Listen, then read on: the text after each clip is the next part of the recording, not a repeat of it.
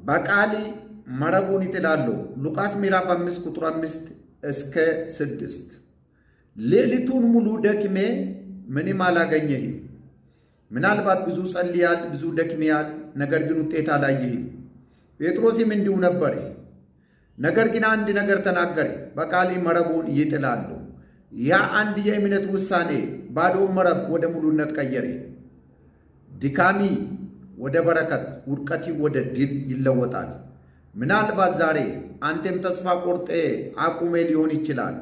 ነገር ግን ኢየሱስ አሁንም እንዲህ እያለ ነው፣ እንደገና መረብ ይንጣል። ሰው ሲጨርስ እግዚአብሔር ይጀምራል። ለእግዚአብሔር ቃል ታዘዝ።